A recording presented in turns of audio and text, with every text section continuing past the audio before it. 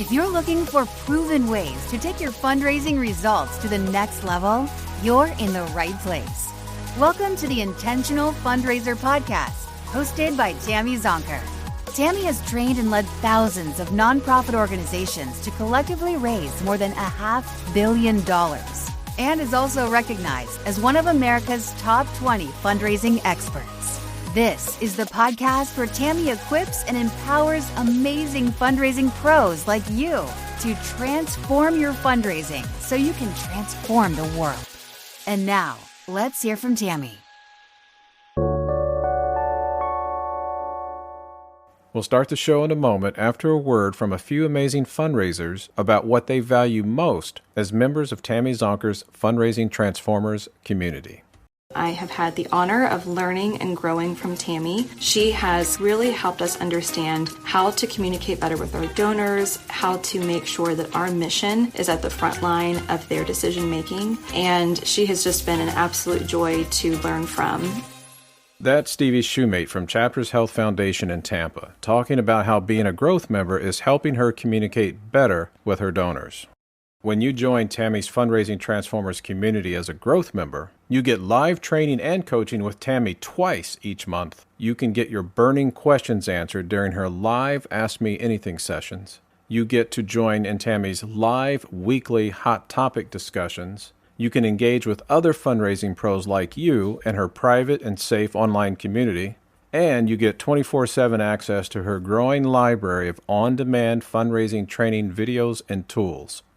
Here's Jenna Sapluski from the Coalition for Children, Youth, and Families in Milwaukee talking about how being a growth member in Tammy's Fundraising Transformers community is helping her grow her capacity, her skills, and her confidence as a fundraiser.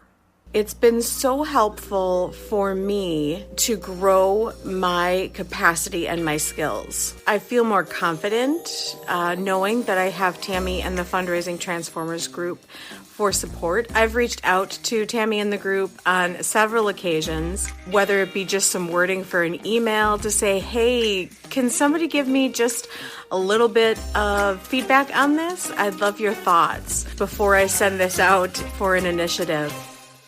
We'll hear more later in the show about why Jenna values having access to Tammy's members-only, on-demand training library. To learn more about the Fundraising Transformers community, visit fundraisingtransformed.com/growth. Today on the Intentional Fundraiser Podcast, we are excited to welcome Matt Morse with Creative Partnerships Australia. Matt is a strategic and innovative leader. While he began his career raising funds for performing arts, his passion for all art forms of art and culture is deep. Performing arts, museums and galleries, visual arts, cross art forms, festivals, literary and humanistic art expressions, media and communications. And now, through the work of Creative Partnerships Australia, he and his brilliant team are equipping and empowering Australian arts and culture organizations to grow, thrive, and become more sustainable. I came to know Matt during the COVID-19 shutdown. I was invited to work with Creative Partnerships to deliver 2 90-minute virtual trainings through their Knowledge series in 2021. And if you haven't heard yet, I'm super excited to partner again this May. I'll be traveling to Australia in about 2 weeks to lead a 1-day masterclass on the art of donor influence in 5 capital cities, May 10th through the 20th. We'll be in Sydney, Melbourne, Adelaide, Perth, and Brisbane. We'll include links to learn more or to register in the show notes. So without further delay, Matt, welcome to the show. Good morning, Tammy. Thanks for having me. I must say, it is nearly May. You'll be in Australia in just a few weeks' time. So exciting. It is exciting. It is like a trip of a lifetime. Can I ask you, what is the number one thing that you're looking forward to when you do come to Australia? Is there something that you'd like to experience? You know, I have read so much about Australia. Of course, you know, we've seen Australia in so many films. I just want to steep myself in the culture. Everything from the arts and cultural organizations, right, to experience those things, but also just to walk, to sit in some coffee shops, to see the Great Barrier Reef, to get out in nature and hike a little bit. So I'm going to try and live it up big in just a few days. A few days, yes.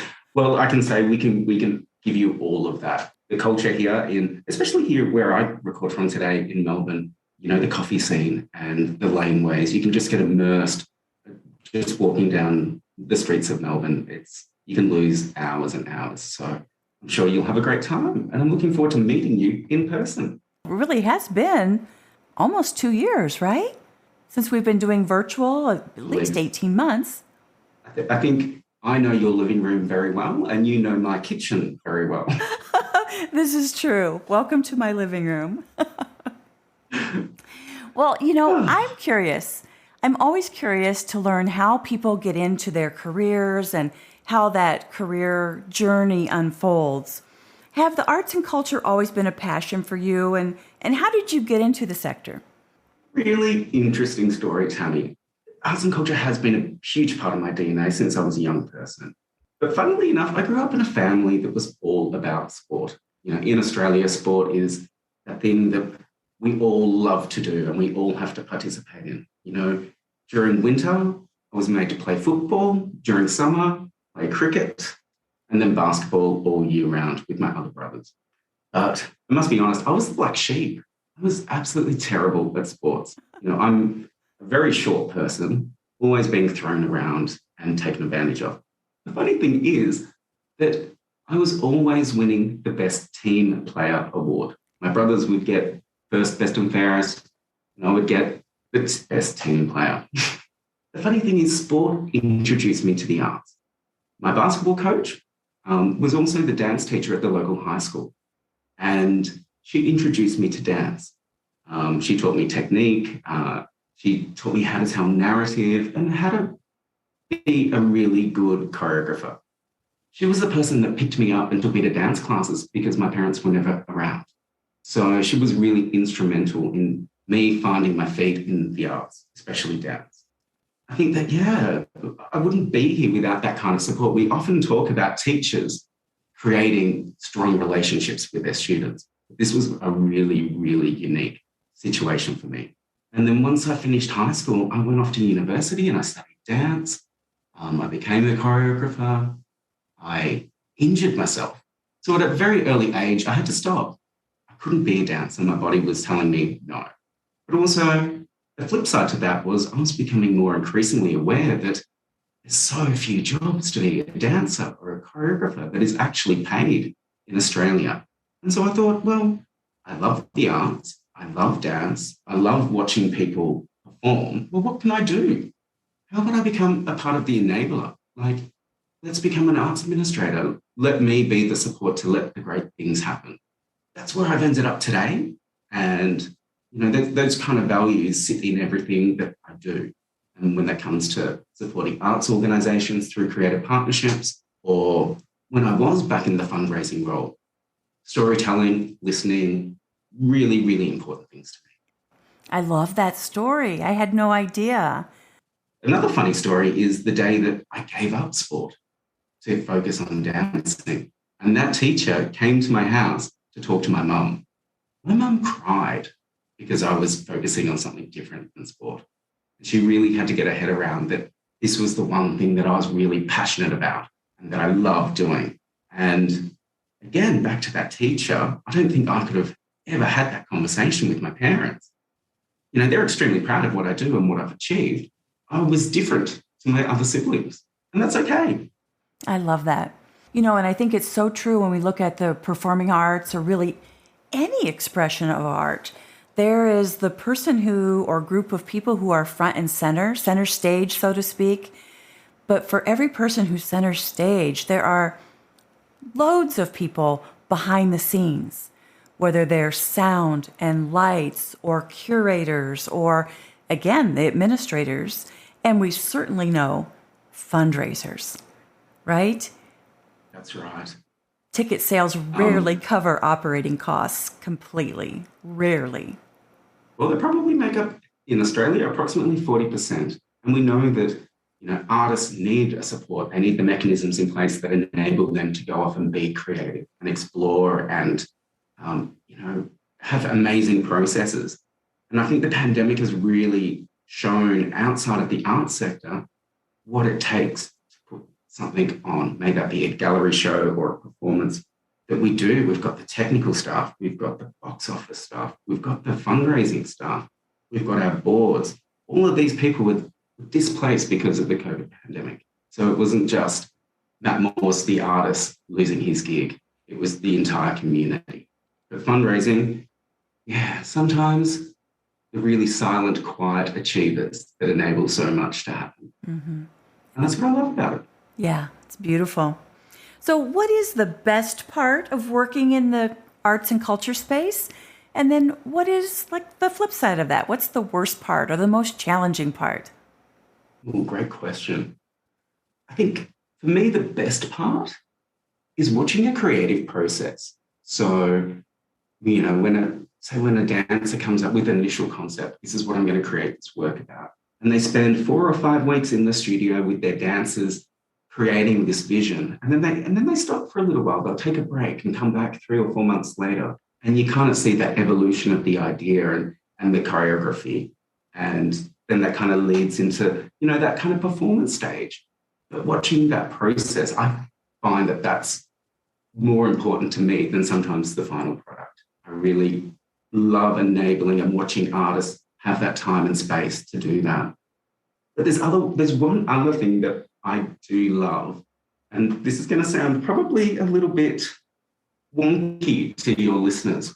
I love listening to audiences after they've seen a show. So if you're in a foyer after a gallery opening or after watching a piece of theatre, listening to how people respond to what they've just seen.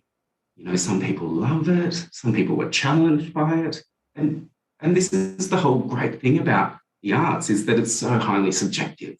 And I think that listening into that stuff, it reminds you how great it is what we do in this sector. And so, sometimes it's not like I am a peeping Tom. I just love hearing other people's responses to what they've just seen. Yes. I've witnessed... the worst part? Oh, before you go on, something you brought to mind, I'm visualizing some performances I've gone to, and I notice that when people, couples, families, when they're walking in, they're quiet. They may not be talking to one another. Perhaps they've picked up the program and they're starting to look at it. They're kind of rushing to their seat. But when they leave, they're talking to one another, to your point, right? They're close. They're laughing, or they're in a kind of a debate about a certain scene or what that meant. But it brings people together. You're so right. As soon as the lights go up, the first thing that people do is they turn to each other and they start having a conversation about what they've just been a part of. And then that escalates as they leave. And sometimes they'll go off and have dinner or have a drink afterwards. And that kind of conversation keeps going. And most often they're really positive discussions. They're not like what we see in Twitter and, the social media, universe where everyone just jumps to the negative. This is a really safe place where people can constructively talk about what they've just been a part of. Thinking about the negative, or I think you said the worst part, I'm going to throw that back to fundraising. And the worst part is when people keep telling me that fundraising is too hard. I can't do it, Matt, it's too hard.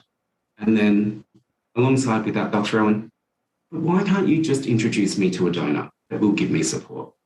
It blows my mind that people still think that there's people working in fundraising that hold the book of all the relationships, and that they are able to say, oh, Tammy loves to support literature. So if anyone comes to me and wants to talk about literature, I'll just tell them, I'll introduce them to Tammy. And of course, Tammy's just going to write a check. We know that is not the case.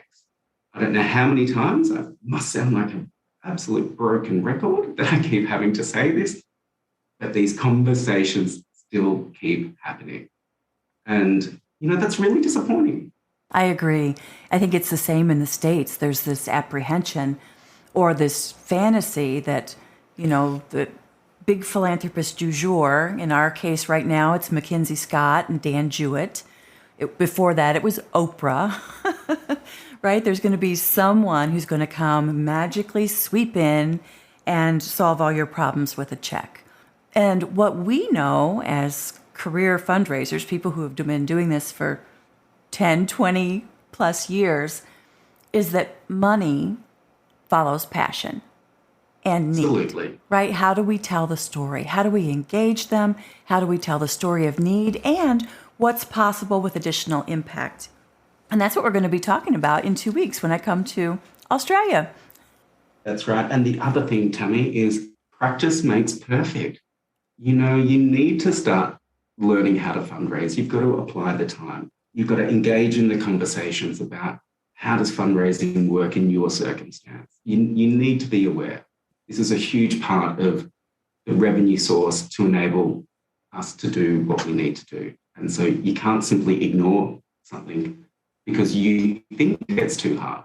I thought riding a scooter was going to be really, really hard. And I got on, had to go, fell off, got back on, didn't injure myself, but, you know, I'm more confident now. I can go at greater speed. I'm more aware of the circumstances around me.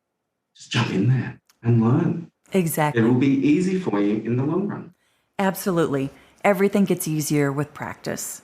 So, Matt, in preparation for my trip to Australia, I've been doing a bit of research, as you might imagine. And in addition to the obvious, right, the beauty that the arts bring to us, the richness of life, the joy, the passion that it can evoke, and the benefits to overall well-being by participating in the arts, enjoying the arts and culture is really serious business in Australia. So I was shocked by some of the numbers. So the creative and cultural industries employ 645,000 Australians. The creative art nonprofit space alone employs nearly 200,000 people, which is 4 times the number employed by the coal mining industry, and it's equal to the number employed in the finance sector. I mean, that was really mind-blowing to me. And of course, before the pandemic, when the arts and culture sector was doing well, creative industry jobs were increasing at twice the rate of the rest of the Australian economy. So it is big business. But let's talk about how the pandemic has affected arts and culture. I mean, obviously, Australia experienced a massive shutdown in response to COVID-19, as did the rest of the world as well. But your situation was a little bit different. So focusing on Melbourne, where you are, a city of 5 million people, when your stay-at-home order ended in October 15th of last year, you had experienced 6 lockdowns, totaling 262 days since the pandemic began. So that's more lockdown than any other city in the entire world, and you lived it. So how was that? And how did that shutdown affect the Australian arts and culture organizations? Well, firstly, thanks for the reminder. 262 days.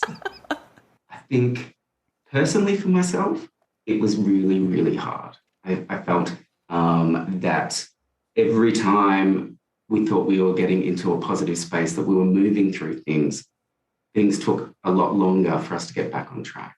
Or we'd go back into another lockdown and you'd have great days or you'd have great weeks thinking that we're on top of things. And when I'm managing home life really well, work life's going very well. And then you'd have days where everything just felt like too much. I might take a step back and say just prior to COVID, the summer prior to the March, so that's December, January, February, Australia had some of the worst bushfires that we have ever seen, where the amount of lives lost, homes lost, animals, the destruction was epic. And then thinking we've just put out these fires and people are rebuilding, and then we get hit with this pandemic. And all of a sudden, everything shut down. They were really, really uncertain times and really dark times. I think as we went into it, Melbourne went into their second lockdown, which was the longest. Overnight, everybody lost gigs, their employment, not just thinking about the next 1 or 2 weeks. We're talking about 6 to 12 months. Promoters were not making any commitments. We're all told to just pack up and go home. All of our venues closed. We didn't think about the term pivot yet. It was very much about, what is our job security? Will I have a job? What does this pandemic really mean? And will my employer be able to keep me if I'm actually employed in an arts organisation? Or how will the government support me? And then on top of that, family. You think about, the people that live with you or your extended family and what they're going through was extremely difficult.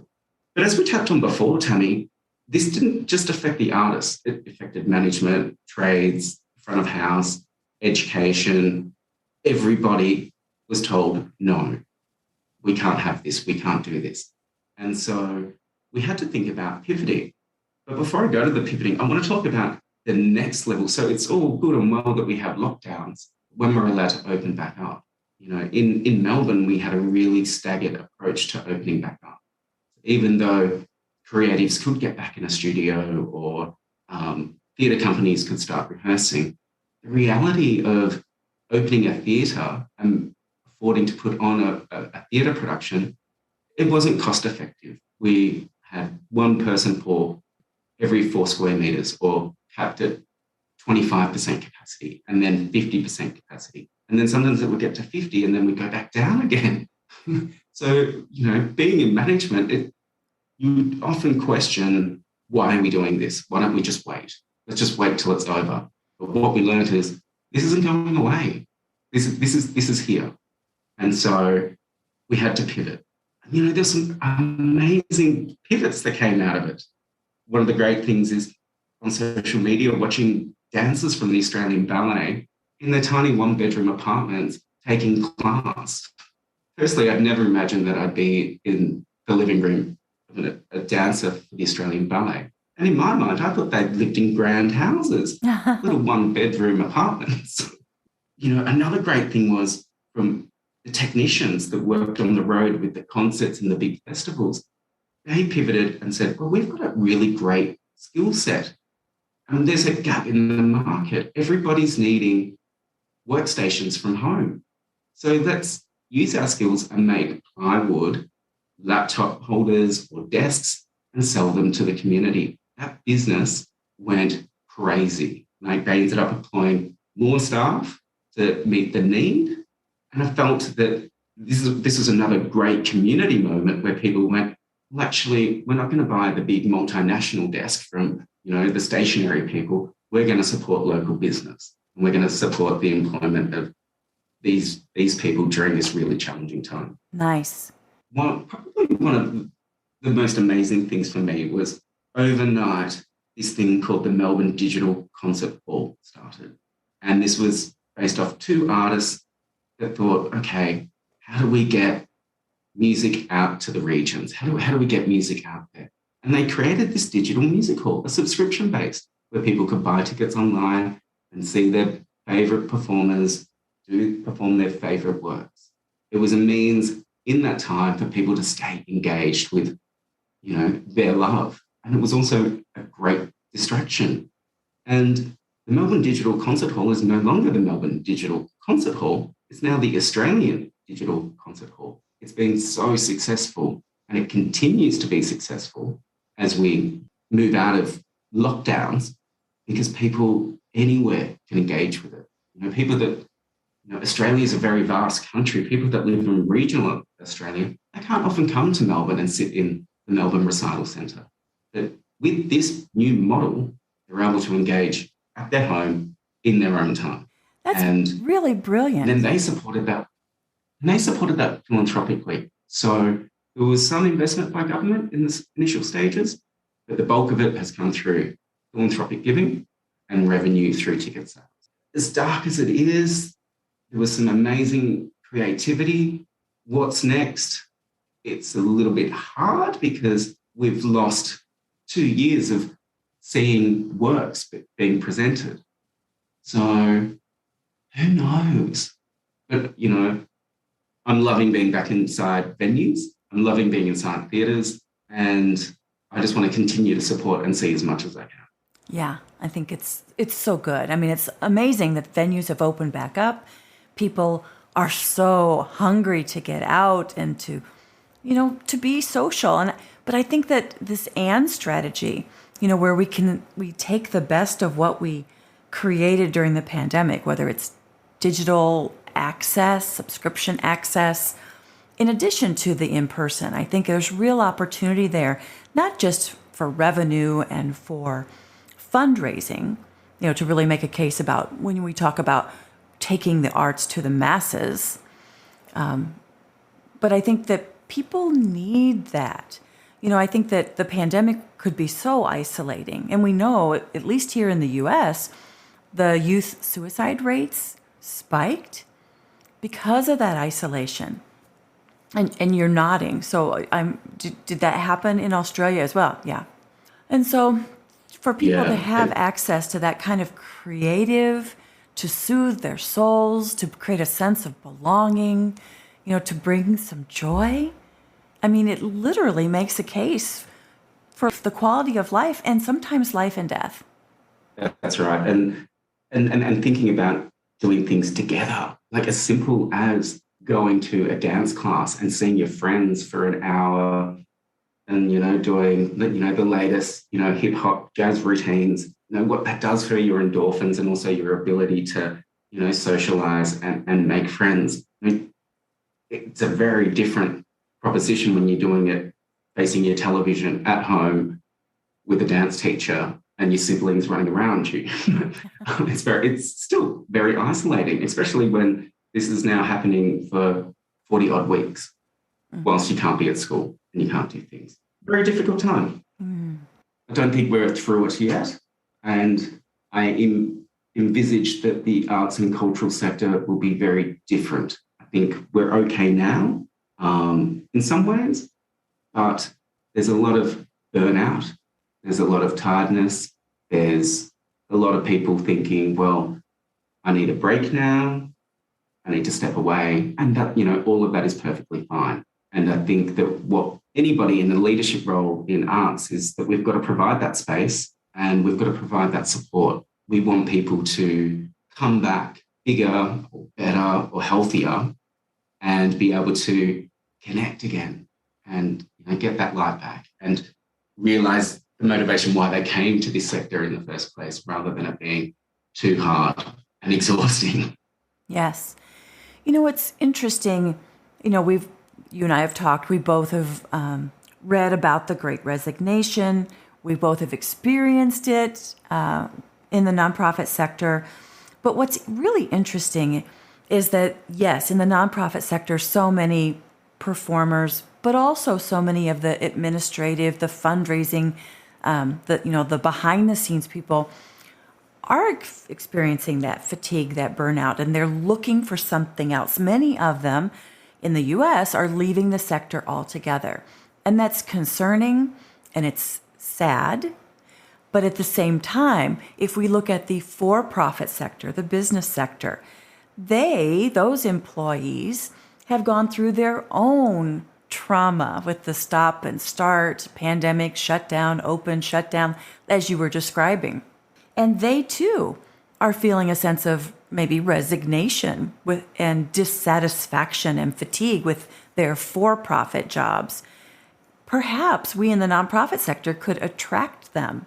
We are the brokers of hopes and dreams in the nonprofit sector.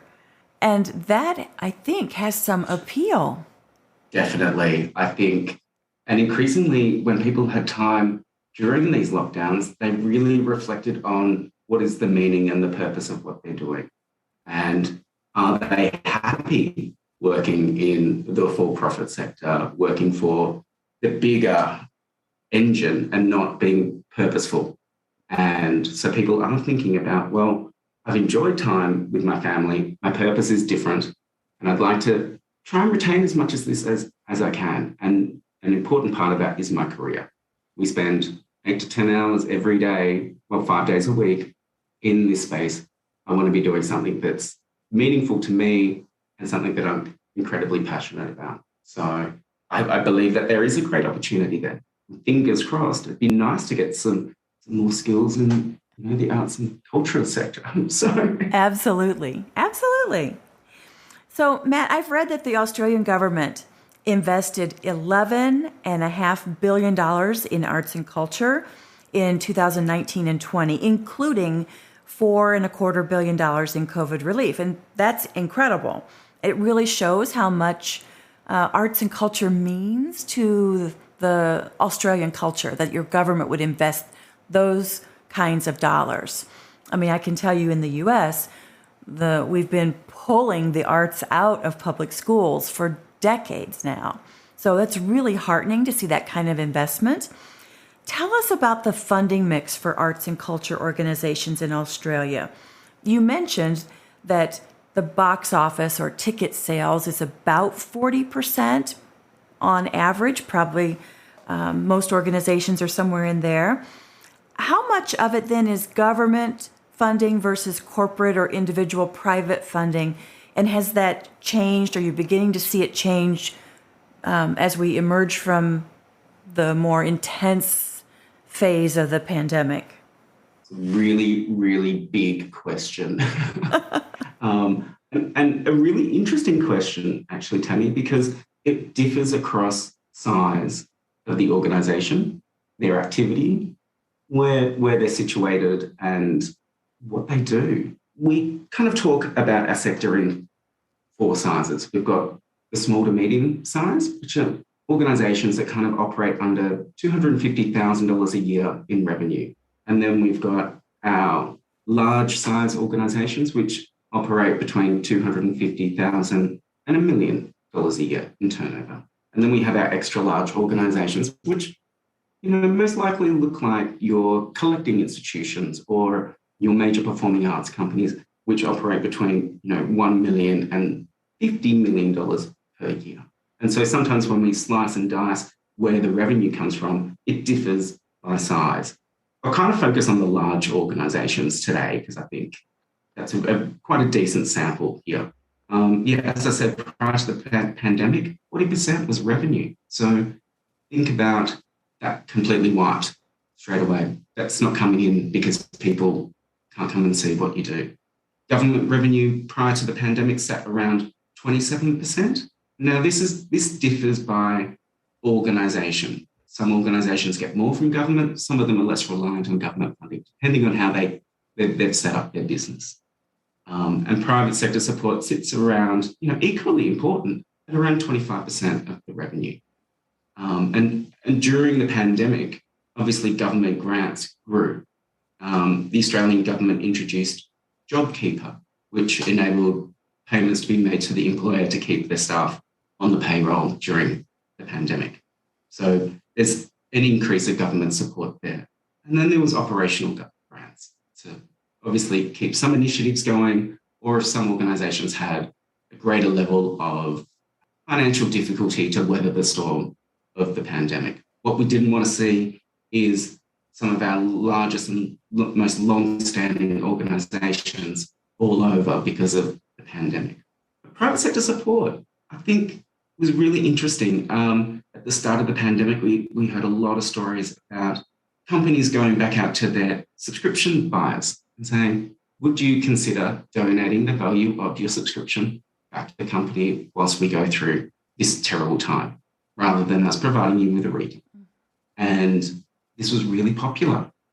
People understood what was going on with their beloved company, and they wanted to support it whilst they could right here, right now, without actually having to do much. They didn't have to open their wallet. They didn't have to get their credit card out. It was a simple gesture of saying, yes, you can transfer that. I want you to continue to operate. That's incredible.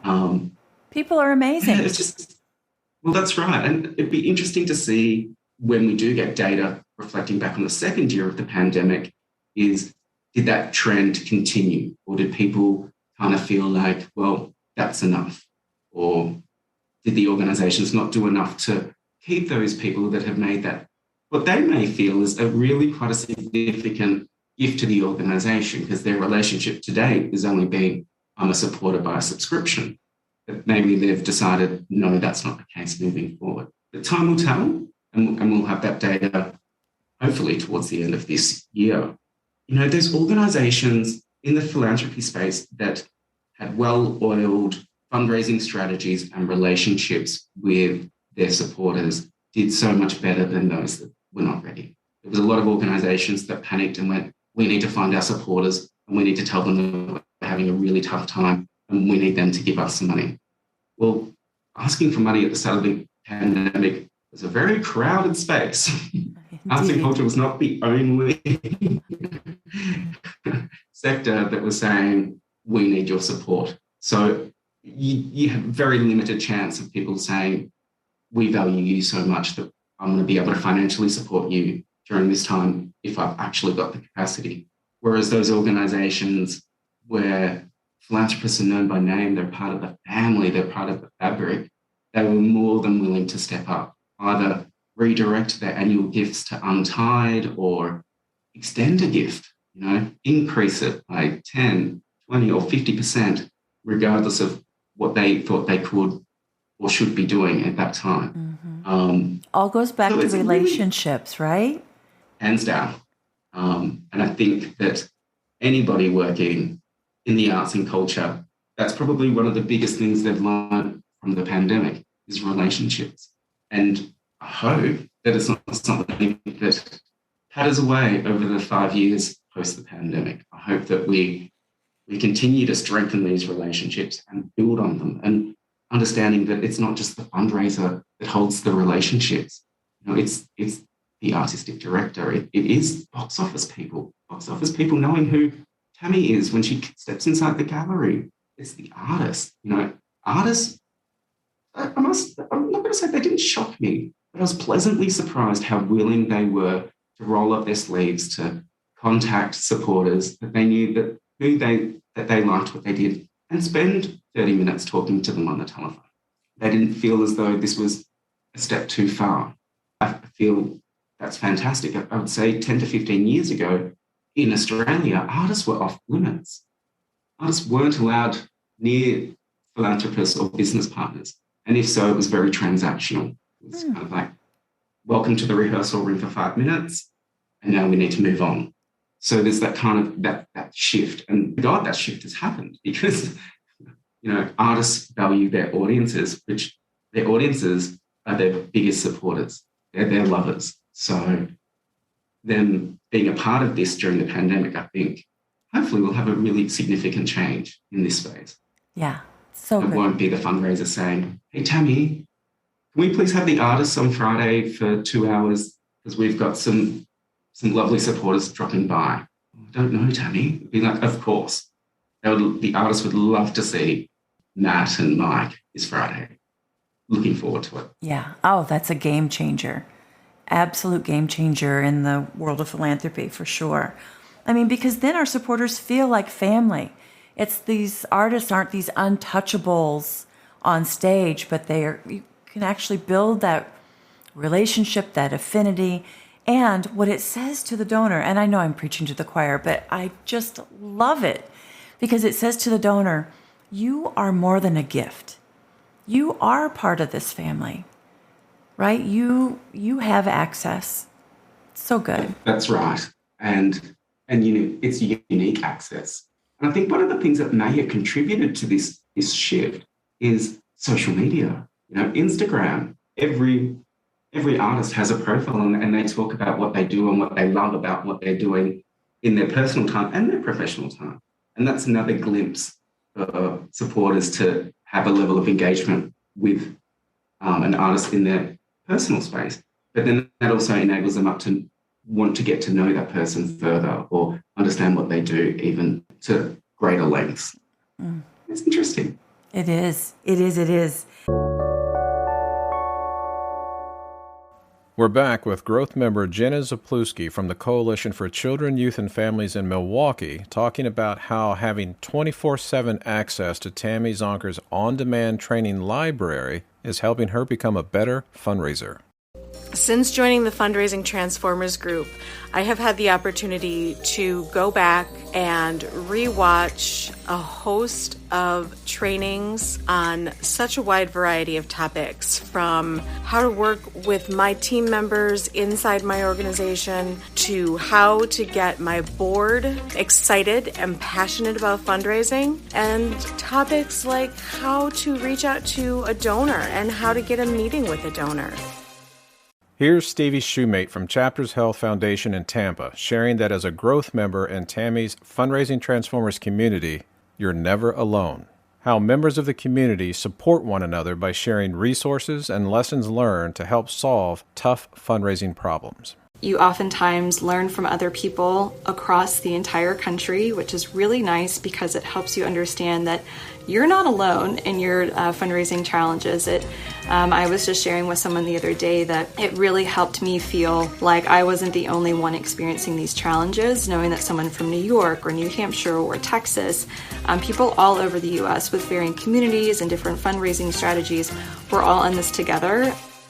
At the end of the show, we'll hear why members enjoy learning from Tammy and what you can expect when you join as a growth member in her Fundraising Transformers community. To learn more about the Fundraising Transformers community, visit fundraisingtransformed.com/growth. So you talked about how the private sector is about 25% of the revenue for these larger organizations.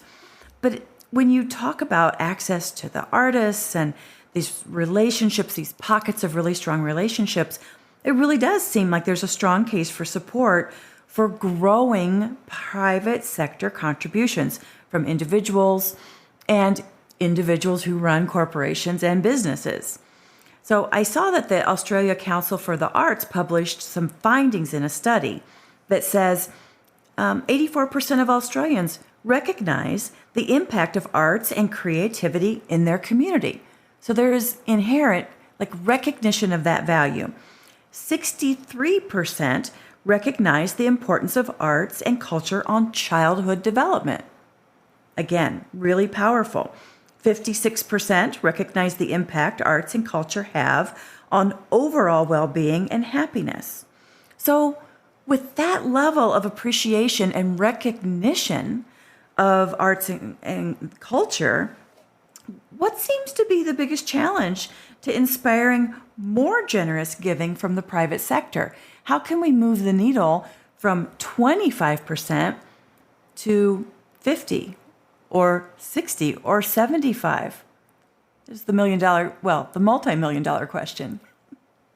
I think two things. I think going back to what I was just saying, I feel as though arts organizations need to take that whole of organization approach to relationships and fundraising and their supporters. And I feel that that's really important, that, the different arms and legs of an organization all understand the fundamental value of what you do and how you talk and reach out to people that engage with what you do. And I think that if we can have more organizations operating like this, then I think we'll have better success. And I think the other one is knowing that we need to invest in relationships. That's also identifying relationships, but then cultivating those relationships and then taking them to the next level. But also acknowledging that this takes time. This is a big area for me in regards to, I've got boards and general managers saying, we're going to put a fundraiser on this year, Matt. And our expectation is that in 2 years' time, they'll be bringing in $250,000. I'm like, okay, well, where did you get to $250,000? They're like, well, I think that this company down the road, that's what I've heard that their fundraising target is, and that's what they're achieving. I'm like, yes, well, that company's been fundraising for 10 years, and they've also got a whole of organization approach. They've got a strategy. They know who their audience is. They know who their believers and their lovers are. Yes. So it's about taking the time to understand that fundraising is a long-term journey, especially if you want to grow it and get more. Because we know that there's a multiplier effect sometimes when, one amazing philanthropist tells their friends about the great relationship that they've got with Tammy Zonka's dance company and the relationship that they have with Tammy, and they bring their friends, and things grow, and therefore that kind of increases your lovers, and then the likelihood that you may be able to reach out for some level of support in the near future. Yeah. So thinking beyond 2 weeks, 4 weeks, 6 weeks, thinking about medium, long term, I think is also a key factor. Yeah, I could not agree more. I think there is an expectation sometimes from executive leadership, but more often than not from the board, that first of all, I don't have to get involved because isn't that what we hired you for, Tammy, the Director of Development or the Chief Philanthropy Officer, right? That's what we hired you for, is to raise the money. Where the board members actually have those relationships, those circles of influence, where we can meet people who are passionate about the arts. And to your point, just like in any relationships, even in our personal lives, it takes time. You have to build trust before someone is willing to make a gift, and certainly more trust and deeper relationships before they're willing to make their most generous gift relative to their means. Absolutely. And as with all relationships, sometimes you've got to do a health check. Like, how are we going in this relationship? Talking, is it going well? Have you, the fundraiser, been listening enough to understand where to take this relationship? I think there's so many complexities, and sometimes I do wish that we could have some more honest conversations. And I think not just the board setting unrealistic expectations, but sometimes, and I've seen this again, is that an artistic director will put forward a program and that's their vision, but yet the money that they expect to raise from revenue or government subsidy only meets 50%. And they say, well, Matt, as the fundraiser, I need you to go out and raise me $300,000 to realize my project. And this is the first time we've had this conversation. And so really, it is about getting our artistic directors and our artistic management understanding fundraising relationships so much better that we wouldn't be having these unrealistic board-level conversations. But we're getting there slowly. And there's hope. I mean, to me, I liken it very much to the university model, whereas the deans of each of the respective schools, for most universities, now see that they have a very important role to play in collaboration and partnership with the development team, right? That is an and strategy, and donors are not spigots, right? We can't just turn the knob and out comes the money. It takes some time to cast a vision, to get buy-in, to build trust. And what's interesting too is we're at this crossroads where we're working to develop more relationships, to build trust with our donors, and we're meeting up with the Great Resignation. So anytime there's turnover in a development professional, we have to start the trust building process all over again. Oh, so painful. Oh, that makes my blood boil, Tammy. We could have a fundraiser in an organization and they're getting to the 5-year mark and the relationships are getting strong. And then that fundraiser moves on to another similar role in another arts organisation because they're going to be slightly remunerated better. But what it actually does to that organisation that they're leaving, because we're not thinking big picture enough, is we've got to go back to the start again with these donors. And because we've only ever thought about fundraising as the role of the fundraiser and not have our supporters embedded across everything we do. And it's kind of like 2 steps forward, 3 steps back. And of course, there's other environmental factors that play into these things, but losing your key communicator, because you've had that sole focus on this way, can really, really do big harm to where you wanted to go strategically in the next 10 years. Yeah. And you make the great point that oftentimes they're moving for a slight increase in pay. And it really, from an organizational perspective, it is tough to pay people what they deserve for the work that they're doing, but to not do so is penny wise and pound foolish.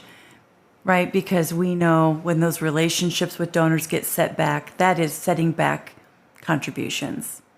And I think also, for management, we need to be having conversations with our staff to understand where they want to go. What is their plan? Of course, people do want to move on to greater challenges, but if we're having these conversations respectfully, then we can plan. There's things that we can do rather than having everything just fall out. Absolutely. All right, so I want to talk about something. About that for days. I want to talk about something really exciting. So Creative Partnerships Australia recently published your biannual Giving Attitude 2020 report. So congratulations. Thank you. I know that was a huge undertaking that you led, Matt. So tell us about the objective and scope of the study and what were some of the most significant findings? Giving Attitude, we designed Giving Attitude to ask a lot of quantitative data questions around their organisations and fundraising, but also the financial aspect. But then also equally getting a lot of sense of what they need, what their challenges are when it comes to seeking private sector support. The report isn't just a one-off, it's something that we plan to do every second year, but we're currently doing it every year so that we can capture the data of the pandemic. And hopefully over time that this report will be able to be so useful by fundraisers and management and also supporters to go in and be able to reflect on my organisation is this, operates like that. So where am I in this playing field? Are we underperforming, overperforming? Do we have the same challenges? We really want the data and the outcomes to be really, really helpful rather than it just being something that you pick up, you read, and then you may put it into your fundraising strategy for the board. Sure, so actionable insights. That's right. And we've had the challenge, yes, we've released the most recent findings, and it's a tricky report, I must be honest, because a lot of Australian organisations, 50% report on a calendar year. So we were asking for them to report the year of 2019. So they weren't affected financially by the pandemic, whereas 50% of our sample of arts organisations report on a financial year. And for in Australia, that ends at 31st of June. So they had 4 months of being affected by the shutdowns of the pandemic. So we kind of had this mishmash of financial data, which is fine, and we were able to sort through that. It took a little bit longer to pull some threads out of there. But what we did have was all respondents talking about the sentiments of the effect of COVID-19 on their fundraising and how they think that that will affect them in the next 3, 5, or 10 years' time. And I guess what was the most significant findings? I guess what everybody loves to hear is, what's the total figure of support, financial support for the arts and cultural sector? And in this report, it was $540 million. In our first report, it was actually $608 million. So what we saw between the two surveys was an 11% decline in the value of private sector support. When I first got that figure, my heart sunk. I was like, okay, I understand the people that are doing quite well. So what has led to this significant decline? And as we unpacked it, we saw that, business sponsorships in the value of in-kind dropped from 65 million to 25 million, something that we can attribute to some closures for the pandemic, but also some changes in the way in which business in the in-kind space want to work with not-for-profits. And that's something that we'll be able to, as we do the survey over many times, we'll be able to look at this trend in more depth. The biggest area of hit was volunteering and pro bono support. That dropped from, I think it was 180 million down to 124 million. So, and that's because people couldn't volunteer. Right. Simply, people couldn't volunteer at art galleries. They couldn't volunteer at festivals because they were not open or not taking place. So hopefully we'll start to see that pick up in the years moving forward, but it may not, because volunteering as a result of the pandemic is changing. People that were volunteering may not come back, or the way in which we see these services taking place could change. So it's kind of watch this space. And then the final area was planned giving bequests. So we had a drop from $49 million down to 17. And Tammy, as you know, with planned giving, you can have a pipeline of committed gifts. But if people don't pass away, then they're not realised. So I'm not too concerned in that space, but as long as organisations continue to offer planned giving and get commitments from their supporters, I'll be super happy. So that will fluctuate. But the good news from the report was cash support was up. So that increased from $351 million to $378 million. So roughly $26 million in a really challenging period. So I've got confidence in that people are making the ask and being successful in that space, both in, business partnerships, but also the majority of that shift comes from philanthropic donations. Mm-hmm. So, the numbers paint a picture. What we also noted from the report is people are spending more money to raise private sector support, which is a good thing. The return on investment, it's creeping up, but what we're seeing is more people are looking to recruit fundraisers to be a part of their organisations, to be a part of their teams. They're also committing to higher salaries. So that goes back to what we were talking about before. Yes. That kind of alignment as to, valuing the skills and expertise, but also the return on what they're bringing forward, enabling us to do what we need to do. That's encouraging. There's a greater spend in marketing. Mm-hmm. The marketing spend is an interesting space because you've got to cut through the noise. What is your brand? What is your message? What is your value? And I'm really interested in looking at the marketing space in regards to fundraising in the future to see if it's actually successful. Are people clicking through and making a donation, or is this just a simple reaction to we thinking that everybody's online because of the pandemic? I don't know.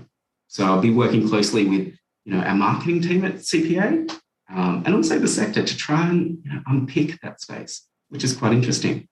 And going back to what you were saying before, I was thinking what was surprising for me is around board engagement. So what we found is that only 22% of boards are only discussing fundraising strategies at their board meetings monthly. Only 22%. Wow. And so the accountabilities of a board is really fiduciary responsibility and governance, right? Correct. So for that not to be on the table, that hurts my heart. So thinking, and I take that back to, I'm thinking I'm the fundraiser, I'm detached from the board and I'm not having a conversation about what I need to do to make us be truly successful. And I also assume that boards should understand what strategy is and what their role in strategy is and how they can contribute to that. It's a difficult piece because fundraising is one part of the responsibility. And our role at Creative Partnerships is solely fundraising. We can't blow up the whole entire board world for arts and culture because we'd be losing our remit. So we kind of need to work with the Australian Council for the Arts and our state-based funding agencies to have these conversations and think about where is the best intervention to boards to have success in fundraising. It's a bit of a challenge. It is. But Matt, you and I have talked in the past about the pandemic being a reset time. Not going back to business as usual, not going back to normal, so-called normal, but rather a fresh opportunity to do things differently, to kind of reimagine with more intention, rebuilding deeper relationships, telling our stories more powerfully, right?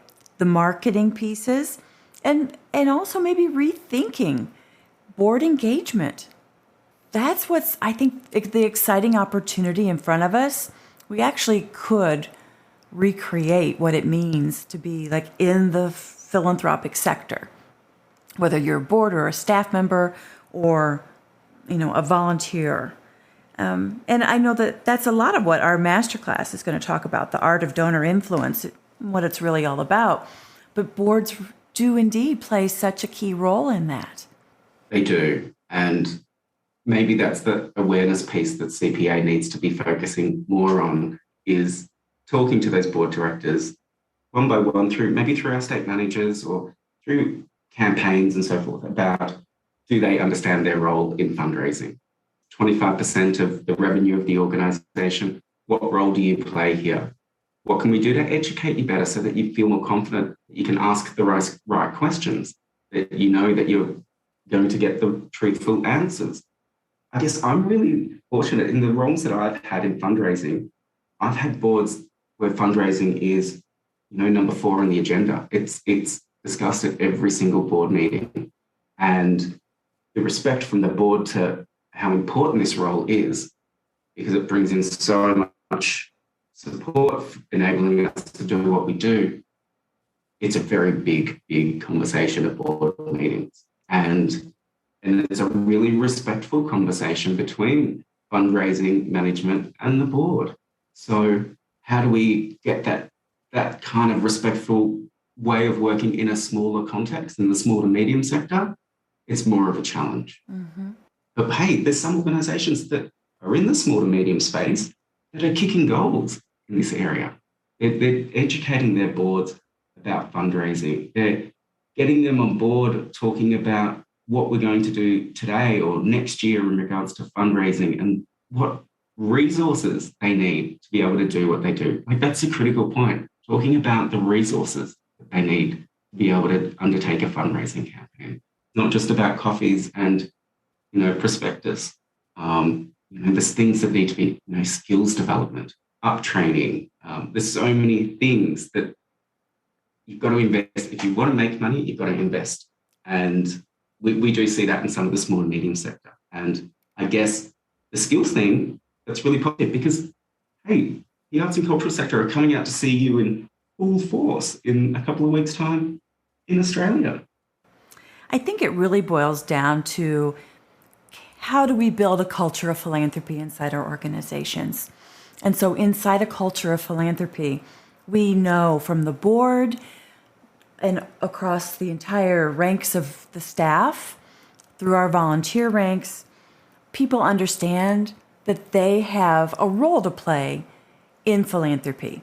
It may not be asking for money, but it could be opening doors or making introductions or sharing stories. I mean, there are so many jobs to be done that everyone can find a place to contribute. And collectively, we build this culture of philanthropy that really becomes a magnet for supporters.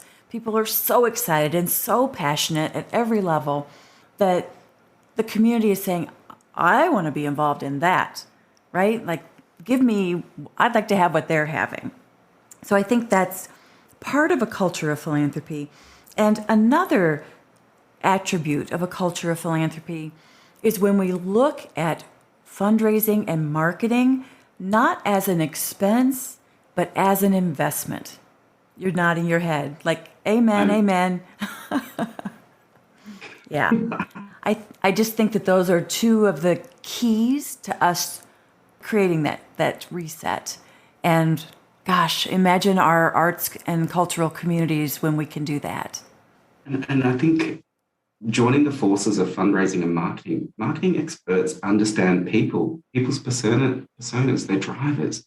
And as fundraisers, yes, we've got a level of understanding. We need to work together and work respectfully to think about how does this work into our plan and what can we learn from each other. So therefore, we're putting forward the best campaigns that we possibly can. But our messaging is so on point and so compelling.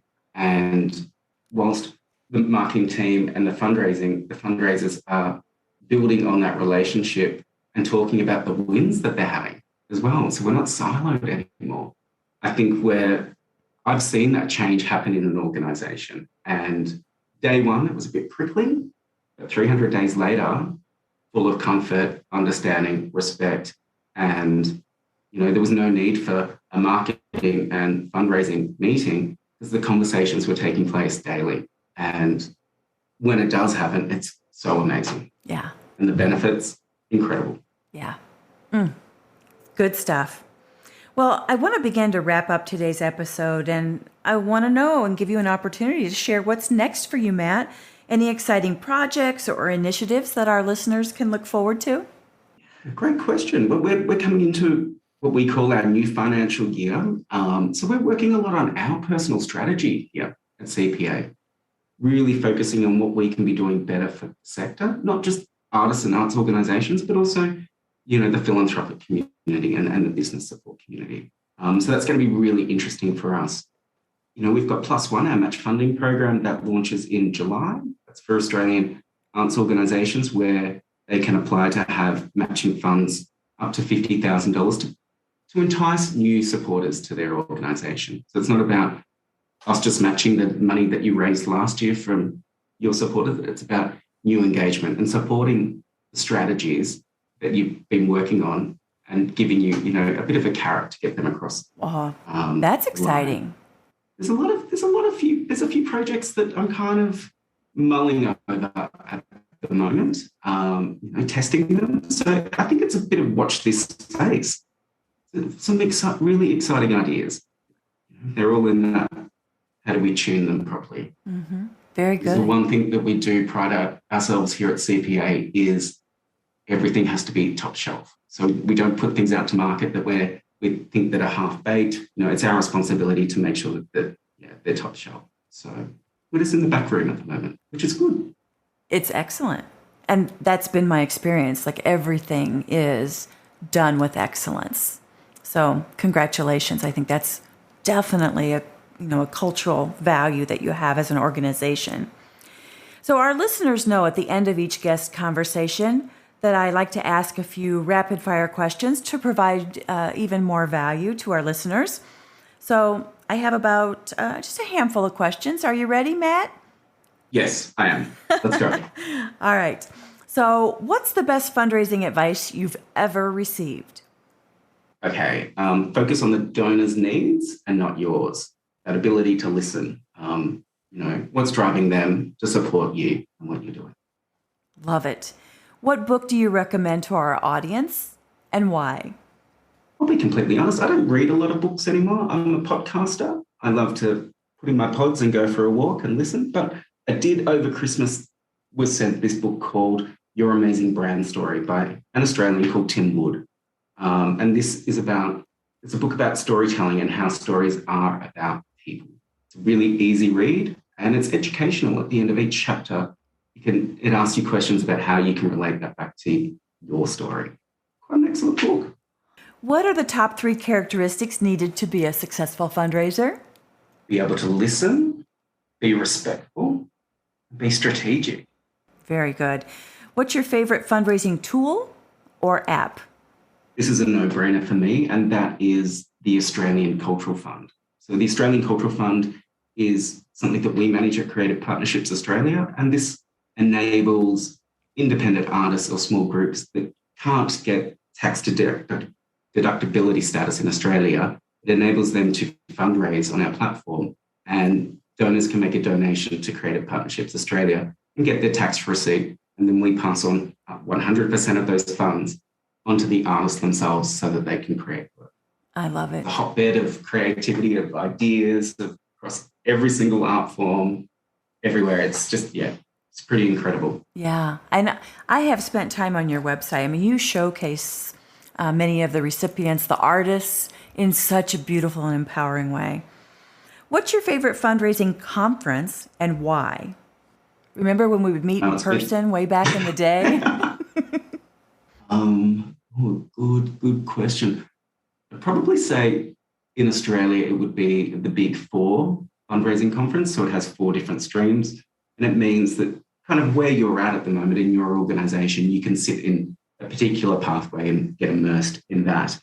But with any conference, why do I love them? It's because then I can catch up with colleagues and meet new people. And that's kind of where, in my role, I kind of call it shopping. It's like where I'm out there going, oh my God, this person's doing the most amazing stuff. And they can really talk about it. It's about product, not about them. Great. I want to meet them. I want to see if we can work together. I want to see what we can do. Yeah, love it. Knowing what you know now about fundraising and the nonprofit sector, what advice would you give your younger self who's just starting out in the profession? Now, this is traumatic, actually. Probably understand the situation better before you open the door.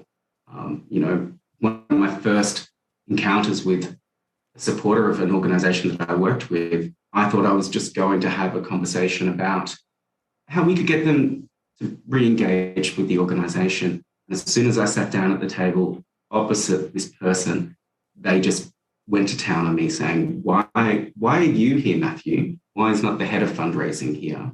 Oh. I've given this company support over numerous years. Nobody talks to me. So why are you here today? And I had known that information. Firstly, I wouldn't have walked through the door. But luckily enough, I think I was really able to sympathize with the donor and really apologetic and be able to share how I was thinking and feeling in this situation and what we could do when I go back to the company, because personally, I was livid that I was in this situation. So it did mean that between me and that donor, we've had a respectful long-term relationship. But yes, their relationship with the company that I was fundraising for at that time, that kind of support ceased. So respect on one level, no respect on the other. Mm-hmm. Yeah. And if you've been a fundraiser for any length of time, we all have our version of that story. That happens all too often. There's a lot to learn there about information sharing, right? Expectation setting. Oh, I feel for you. That one was painful. So Matt, last question. Fast forward to the end of your career.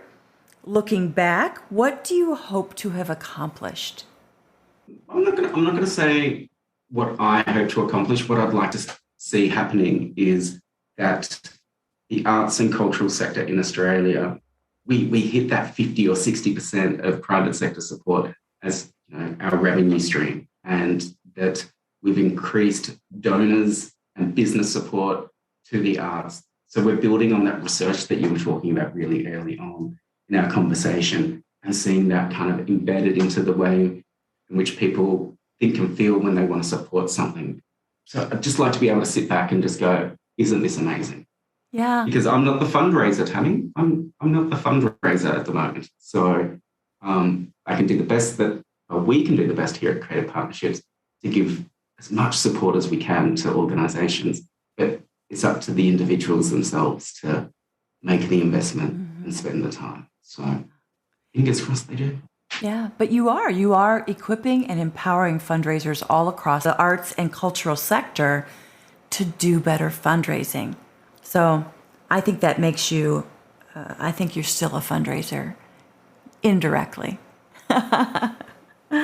And I just think about your story and how you started off in the arts as a dancer and how it's come full circle. While you may not be on a stage, you're empowering and making certain that other artists, other dancers and singers and performers and artists are seen and heard and appreciated, and that we all get to enjoy the product of their labor. So thank you. Thank you for this conversation today. As always, you're insightful and a gift to the arts and cultural community. And I hope that our listeners, both the listeners that we have in Australia who work in the arts and cultural sector, have found this helpful. But I also believe that fundraisers everywhere can benefit from this conversation about reset, this conversation about really looking at our data and setting strategy, data-informed strategies. How do we create a culture of philanthropy? How do we engage and attract and retain the best talent? Like, these are the challenges and the opportunities that are ahead of us. And I believe we'll all rise to the occasion. And certainly, Creative Partnerships Australia is kind of the wind beneath the wings of so many organizations all across Australia. So we appreciate you. And thank you. Thanks, Matt, for joining the Intentional Fundraiser Podcast today. Thank you, Tammy. I think it's always a pleasure having a conversation with you. I feel that we could go on for hours and hours and hours because there are so many threads out there. But this has been an absolute pleasure. And again, as I said, I think it's 4 weeks, and you'll be here in Melbourne. Cannot wait. Can't wait. Looking forward to it. Yes. So listeners, if you find yourself wanting to learn more about Matt, Creative Partnerships Australia, or our masterclass national tour on the art of donor influence, check out the links below in our show notes. That's a wrap for this episode of the Intentional Fundraiser Podcast with me, Tammy Zonker. Until next time, keep on transforming your fundraising so you can transform the world. We're back for a final word about Tammy Zonker's training style and what you can expect when you join as a growth member in her Fundraising Transformers community. Here's growth member Jenna Sapluski from the Coalition for Children, Youth, and Families in Milwaukee. Tammy is so encouraging. She's very empowering. She really wants you to succeed in your role. And that really comes through with everything that she does, from the monthly coaching calls to the monthly webinars. The guidance I've received from Tammy and other members of the Fundraising Transformers group has always been so constructive, so beneficial, and you can tell everyone in the group wants everybody else to succeed, because we all know what a challenging job it can be to fundraise for our wonderful causes and our organizations. You may be asking yourself, can a growth membership really help me improve my fundraising results? Is it worth my time? Laurel Groh from Phoenix Family in Kansas City shared that her organization increased charitable dollars raised by 132% since joining as a growth member. Becky Chambliss from Awake in Anchorage, Alaska shared that her organization increased donor retention from 13% to 69% in about a year using what they learned from Tammy's training. And growth member Amanda Johnson from Multiplying Good in Indianapolis shared that her organization exceeded their annual fundraising goal by 104% and grew overall giving by 13% in 1 year by applying lessons learned from Tammy as a member of her Fundraising Transformers community. Here's member Stevie Shoemate again, sharing how she and you can grow your fundraising skills as a growth member of Tammy's Fundraising Transformers community. This is the first fundraising role that I have ever been in before. So at 30 years old, I'm kind of wondering, well, how do I rocket launch my fundraising expertise? You learn from Tammy Zonker. That's what you do. Become a member of the Fundraising Transformers community. To join our live monthly training and Ask Me Anything sessions and get access to our growing library of on-demand training videos and tools and share lessons learned with other fundraising pros like you in our private and safe online community, visit fundraisingtransform.com/growth, click join, and get started today. That's it for this episode of the Intentional Fundraiser Podcast. If you like this podcast, subscribe and download each episode on your favorite podcast platform. Share it on social media with the hashtag #TheIntentionalFundraiser and tag me, Tammy Zonker, and you'll be entered into a drawing for some great swag, books, and courses. And if you like today's show, you might also be interested in becoming a member of my Fundraising Transformer community, where I go live twice a month with my members with fundraising training and group coaching to help transform those fundraising issues that keep you awake at night, where I pull back the curtain on how you can take your fundraising results to the next level by teaching ways you can improve your development operations, create a results-driven, donor-centric development plan, strengthen donor relationships, improve your donor retention rates, and build a raging monthly giving program and a successful major gifts program, and how you can approach each day to ensure you'll perform at your highest level so you can be the best fundraiser and the best person you can possibly be. Thank you for showing up and for having the courage and determination to transform your fundraising so you can transform the world. Bye for now.